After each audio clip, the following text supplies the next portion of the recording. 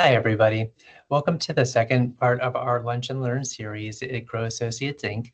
My name is Rob Polsnelli, and I'm the Director of Quality Assurance and Training here at Grow. Today, we're going to be talking about advocacy.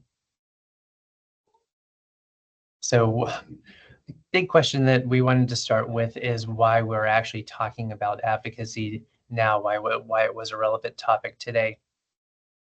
The very quick and simple answer is that budget cuts turn into or translate into often loss in services that are available. So for services for individuals that we support, the funding for those services comes directly from the state and from federal governments. In short, the state is really paying all of the bills, but a lot of the state budget is actually interconnected to the federal government and monies that come from the federal government to support certain initiatives and programs within our state. So those funds are therefore based on the priorities and what's available in the coffers at each of these agencies. Both Massachusetts and the federal government are currently going through what is basically their annual budget process. For Massachusetts specifically, the ARC of Massachusetts does a really nice job breaking down an entire overview of how that process works. In short, what it is, it starts with a proposed budget from the governor's office. That budget then goes over to the House. The House then debates and amends the budget that was originally proposed by the governor's office and then sends it over to the Senate. The Senate, in turn, reviews it, considers it, and they also will then propose amendments and changes to that budget. So now we've got basically three versions of the same budget that need to be reconciled. So all three go over into what's called the conference committee, where there's a reconciliation process. And that is where ultimately, the agreements are made and a final budget comes out of that. Assuming the governor is okay with what the final budget is, the governor will then sign off on it, and then that is the effective budget for the next fiscal year. Long story short, though, when there are cuts to the budget, there are different causes, different programs, different initiatives that will receive better funding than others. There are typically cuts across the board in those times, but whoever has sort of the priority, which is based in large part on what the legislators believe are their representative members' priorities, is where the impacts of those cuts are going to be minimal. So to answer the question finally, advocacy efforts can really negate or lessen the impact of those budget cuts because it will actually help change the priority by making the legislators or your representatives much more aware of what is actually important to you as one of their constituents. So I want to talk for a couple minutes about what really is at stake here based on the proposed budgets that we have seen and have been published to date. Again, the ARC does a really nice job with their advocacy efforts, and one of the things that they've put together is a quick one-pager on what the proposed cuts at the federal government, at the federal budget level, what that can translate into specifically here in Massachusetts to, again, more vulnerable populations like the individuals that we serve here. So some of the things that they've highlighted, there's going to be, or there's proposed a cut to Medicaid services.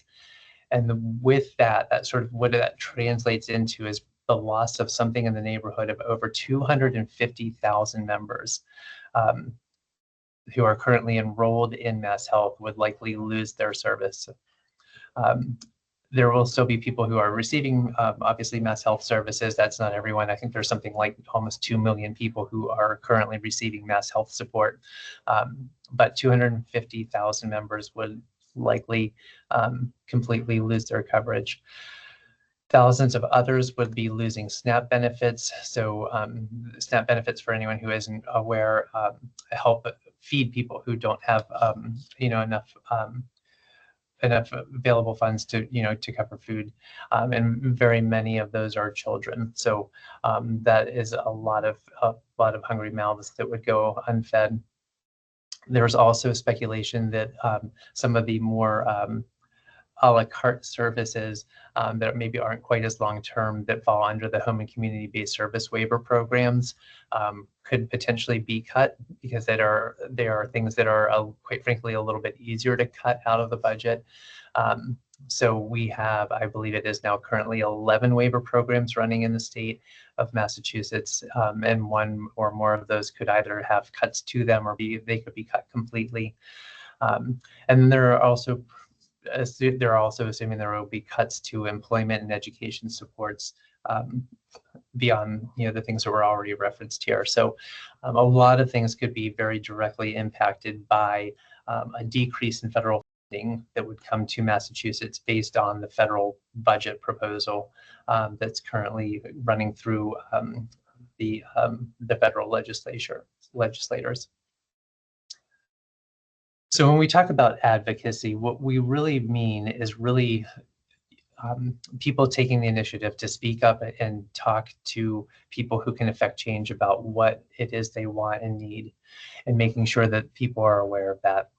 Most of it, what we're really focusing on here today, is really talking to legislators or your representatives about your priorities. But it really isn't just that simple, or just that one facet. There are lots of different levels where you can advocate for yourself or for a loved one. The sort of very first level is actually just interacting with someone like a service coordinator at DDS, or a care manager through a health facility, about an individual's specific needs, things that maybe you think that they need or want, that are part of a program that maybe they aren't receiving yet, or they're supposed to receive, and that service has not initiated for some reason. So voicing those concerns, voicing that sort of thing is really just sort of at the very base level, kind of individual advocacy. You can also speak with municipal representatives, if there are local ordinances or local programs that are hosted through a city or through a town that are important to you.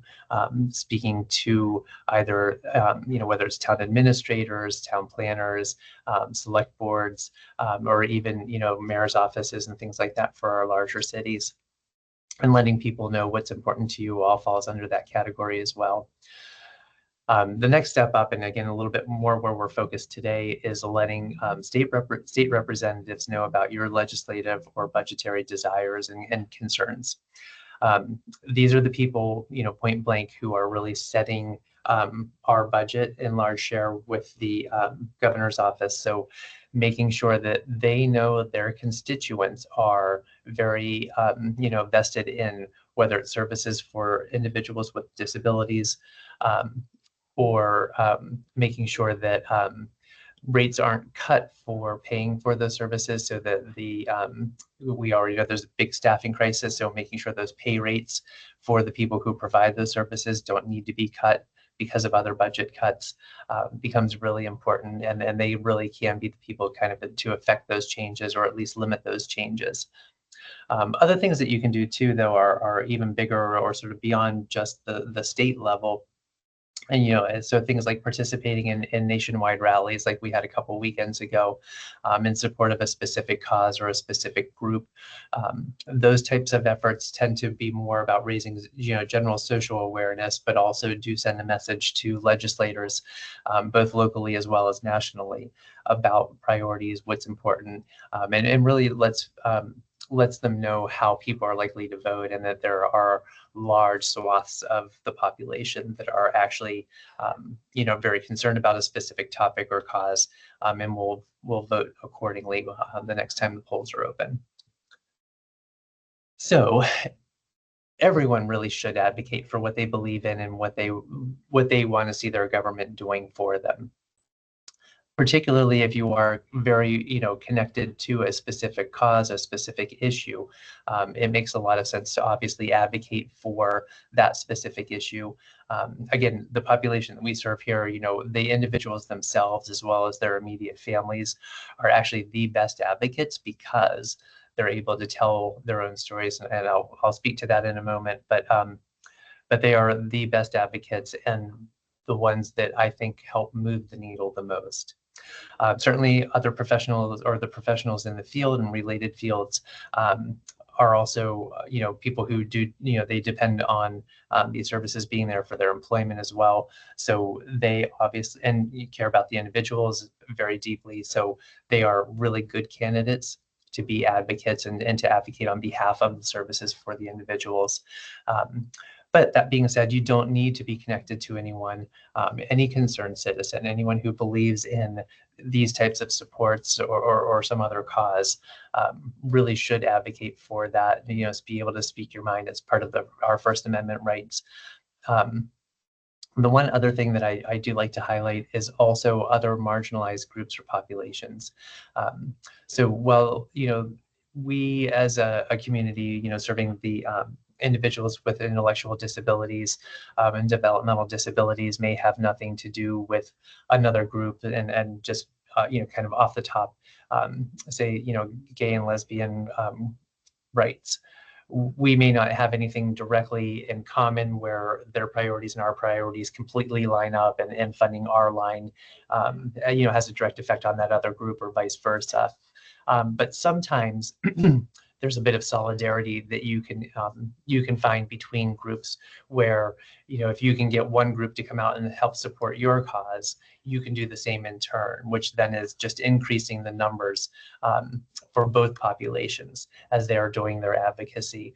I think we coincidentally, and not trying to overuse the same example, but a couple weekends ago, when there were mass demonstrations across the country, Boston in particular had the Pride Parade going on at the same time as the No Kings protests. So again, sort of just by nature of everyone being in the same place at the same time, everybody was speaking up together with a unified voice for both groups at that same time. So it was probably a larger turnout than either group would have had all by themselves. So you can see the comment there, but sort of kind of keeping that idea of, like, if you scratch my back, I'll scratch yours. Sort of that a little bit of tit for tat, but we can support each other and make both of our causes more successful, rather than just trying to go it alone sometimes. I do think sometimes it's easy to become frustrated about advocacy and about, sort of how the budgets look. And we're hearing about threats of, these big budget cuts and how they're going to affect services. You can feel a little helpless almost, thinking about, well, what is my one voice going to do? How much difference is it really going to make? But as a way to highlight this, I actually sort of look back at what has happened since the beginning of this year. So in January is when the governor initially released, or the governor's office, when they released her version of the budget. In the 6 months now, excuse me, since that has come out, the advocacy community, specifically for, again, our populations, has been really working, really interacting with state legislators, and we have actually seen some changes. The budget forecast is still very tentative because of the whole federal budget and the likely cuts to the federal monies that typically come into the state. Where our expectation is that we are not getting as much this year, bottom line. So it has been very tentative, and we haven't seen, mass changes on a lot of the initiatives that we push for. But there have been some modest changes, particularly some of the things that have already sort of been added in are improvements to the mobile crisis units. There's been a concern that they are not really properly trained to support individuals with ID or autism. So people with those particular disabilities will shy away from using that service, or have been shying away from using that service when needed, because when mobile crisis does arrive, they're not equipped to handle it. So, so that has been added in since the original budget proposal as a change for the better. Additionally, there actually has been an increase to the line that funds PCA services, so personal care attendant services through Mass Health, which a lot of individuals with intellectual or developmental disabilities rely on for support, as well as family, to take a little bit of the pressure off of them. So having better supports and more funding available for those services is really a critical service for many families, and that is something that has changed. The unfortunate part of all of this, though, is that those priorities are still not actually ensured in our next FY26 budget, because they're currently in that reconciliation process. So that conference committee that I had mentioned a few minutes ago, until the budget comes out of that, and then that final budget is actually signed by the governor, whatever sits in there before it got there may or may not make it to the end. So continuing to advocate on behalf of those initiatives at the very least is actually something that is critical and does help ensure those won't actually disappear. Because we're not the only ones out there and reaching out to our legislators and talking about our priorities. So a show of numbers and a continued show of interest in these things is really important. So it does matter, though, is really the bottom line. Like I said, we've actually seen more things come in without other things being taken out since that initial budget came out. So there really are results, even if they aren't maybe everything that we'd hoped for. In terms of ways that you can advocate, there are lots of different ways, and we have a laundry list here, and I will tell you that this is definitely not an all-inclusive list. I'm going to briefly just review or overview each of these, but one thing that does help is donations, for people who may not feel equipped to actually go out and advocate with their own voice, going out and speaking their mind, talking to representatives, sending letters, sending emails, things like that we'll talk about in a moment. One thing you can do is contribute to causes that you do believe in. And again, institutions like the ARC of Massachusetts can happily take those donations, and they use those donations when they're given for this purpose, to help those advocacy efforts. It does actually cost money to organize. It does cost money to do the research and set priorities and things like that. So all of that time that people are spending doing all of those activities, the money from donations can really help support that, as well as all just the marketing materials, which is the next thing on the list. If you do have social media, if you do use Facebook and Instagram, TikTok, things like that, if you're willing to put a sign up in your front yard, there are lots of ways that you as an individual can actually advertise for causes or in support of certain causes that you believe in and want to see funding for. So those are great avenues to get the word out to a lot of people with very little effort on your part. There are also petitions that come around from time to time, with either specific legislation or sometimes for budget initiatives. But when people are concerned about things, they will write up a petition and ask people to sign it. Usually that can be done online these days. So staying connected with organizations that email those things out is really important. Other thing that's really important too, is kind of along the same lines, is recruiting friends or other acquaintances of yours. If you work with someone, you have a family member, let's say, who has an intellectual disability, who does receive services, and you're worried about potential cuts to the program, that they're receiving services through. You can do advocacy on your own part, but also if you have other coworkers or friends who maybe know that individual and know how important those services are to you and to the individual, they can be recruited to help again partner with your voice and be more voices, because there is a lot of strength in numbers when we talk about advocacy. So anyone that you can bring to the cause that may not be there on their own really helps move the needle in the right direction. Certainly then, moving into something a little bit more explicit, you can write letters or send emails. Typically, when we're talking about this, we're talking about 2 representatives. It can be state legislators, it can be federal, it can be local as well, for important local initiatives. So being able to use your voice by sending that off does carry weight with people. I will tell you though, it actually carries more weight if you're actually willing to speak with someone. So if you're actually willing to pick up a phone, and whether it's scheduling a time or having you catch one of them on, in the office, speaking directly with a legislator or a legislative aide really carries a lot more weight. They know people who take the time to make a phone call um, are high probability voters who are people that are really going to change things. So getting up to this sort of level now is where you really start moving the needle a lot more. Part B of that is scheduling an actual time to meet with your representative. That obviously takes a lot more effort on your part, but state legislators do local events, in their hometowns or their local community, as well as doing things at the state house. So you do have lots of opportunities to speak with legislators. You do need to schedule that typically in advance, but again, people who make the time to actually go and speak with someone directly, they know for sure that you really value whatever cause or thing that you're advocating for, and they also know that you're highly motivated and you are definitely a voter. You wouldn't be going through that effort if it wasn't important and you weren't going to actually vote with your advocate with your vote as well. So those are really, really important things and really carry a lot of weight.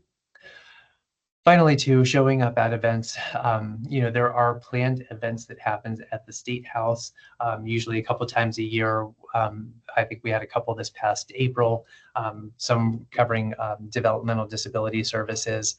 There was another one covering autism-based, more specifically services. So participating in those, again, it's a great show of force. Oftentimes those are days where you could also coordinate to meet with your representative one-on-one and share your concerns and your priorities with him or her. But there are also bigger ones. Again, I keep referencing it, but those big outdoor rallies in support of specific causes or populations. Showing up at rallies, when we have a really big show of force, when there are, thousands, tens of thousands, hundreds of thousands, or even maybe 1 million people all together, rallying around a very specific cause. It really sends a big message to representatives. So really encourage people to do that and participate for things that they believe in. And finally, voting. Voting is, I don't know, it's one of our rights, obviously, but it is one of the most important things that we as citizens can do. That's how we move the needle, right? If people are not representing your interests, vote them out. Let them know that you're voting them out and why. If people do support your interest, you can not only vote for them, but also support them as a candidate, advertise for them, put a sign up in your yard, tell other people about things and why it's important to help get them into office. So that whole process, though, really is another way that you really can advocate for your personal wants and needs. Mentioned this earlier, but it really bears stating again. One of the most effective ways to advocate for individuals receiving services is by telling your stories or telling their stories. You have to let the representatives know what the services mean to you, your family, as well as to the individual. You can talk about how changes or cuts to those services would actually cause a hardship. What kind of regression would you see? What kind of hardship would that put on you? Would it cause you to have to leave work? Would it cause you to have to amend your hours? Would it mean, the individual might need different types of services if they're not able to receive the services that they're currently receiving? So sharing those things, relating how accessing the current services has actually changed lives, has hopefully improved lives, made things better for everybody. Those carry a lot of weight. It's a lot more meaningful than a provider just going and saying, well, my job depends on it. So, I really don't want you to cut that line. Right, that hearing how it affects individual lives is really significant, really moving, and really important. I do encourage you, if you do plan to speak with representatives, though, to do think about what you're going to talk about specifically in advance. Come in a little prepared. You don't need a script or anything crazy like that. But having a general idea of maybe some key events that have happened in your lives. that really highlight, the importance of these services, or really point out how devastating it is not to have them. Those types of things really carry a lot of weight. So that is one of the best ways to get your message across. So there are some really easy ways to get started. One is connecting with other organizations aligned with your priorities. There are two in particular that we always reference here. The ARC of Massachusetts, who I've already shared a couple of the other resources they have as part of their advocacy umbrella there, but they do a really incredible job of organizing, communicating with the general public, as well as back to the legislators, and actually doing the advocacy work. They are really good at helping prepare an individual to go and speak with the legislator. They will they have lists of different priorities. Well, we've only talked about a few during this specific training today. There are lots of different things that the ARC of Massachusetts, as well as other groups, have been advocating for that serve this population.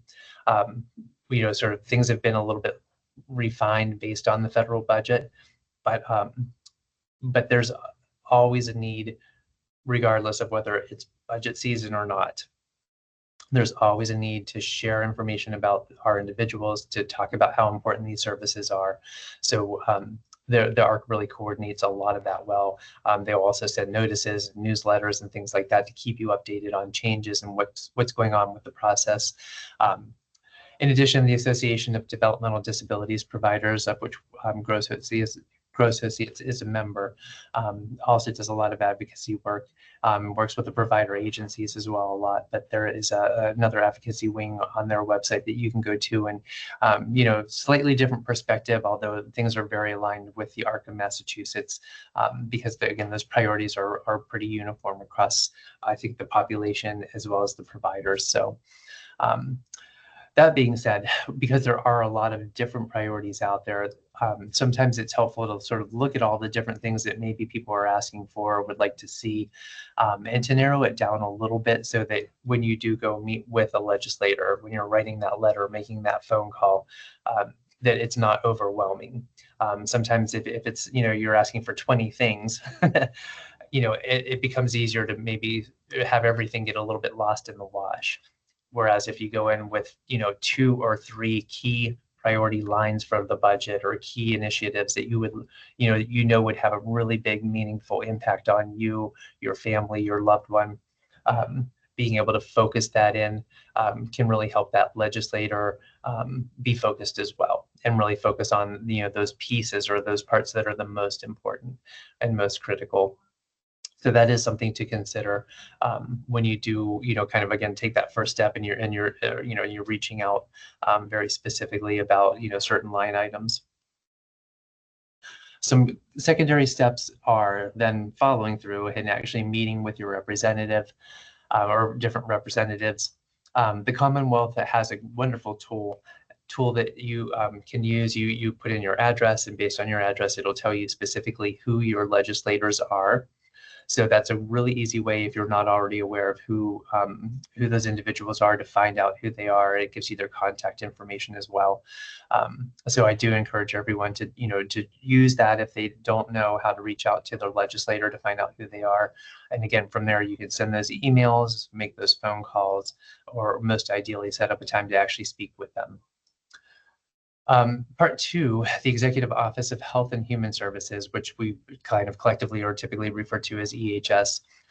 They also hold what are called public hearings before making any significant changes to things like rates for services or regulations governing providers who provide those services. So that can also be a really great opportunity to share stories. During those hearings, there is a public input opportunity for anybody who is a concerned person, about the specific issue or topic at hand, to go and testify and really share information about, again, why they think, EHS should do X or should not do Y. So there's a website where you can not only register to actually testify directly, but also you could sign up to receive notices about when those public hearings are happening. So they'll literally just send an email. It'll say that there is a notice of a hearing and what it's about, and you can actually read that notice to find out if it is something that you would like to testify on. And if you do, you go on the website and register to testify at that hearing. If you don't feel comfortable getting up and speaking in front of a group, so testifying maybe seems a little bit scary or intimidating, the other thing that you can do is also submit written testimony in advance of the hearing and ask for it to be read during the hearing itself. So you can put together a nice letter, again, maybe sharing a story or two, talking about the impact of the proposed, legislation or rate change or what have you, and have it read by somebody else during the hearing itself. So that's something else I would highly encourage everyone to think about participating in and doing, so that you can be, again, just make your voice heard. That's the big bottom line, though. There is strength in numbers. The more that you are able to advocate, get that word out publicly about, how important issues are, and particularly, in the climate that we're in right now, services for individuals with intellectual disabilities, developmental disabilities, with autism, things of that nature. We don't want to see them losing their services because someone decided that we're spending too much money in general and there's a bunch of budget cuts coming down the road. So make sure that, those types of cuts hopefully don't affect our individuals, because we don't want them to lose out. So that is all that I have for you today.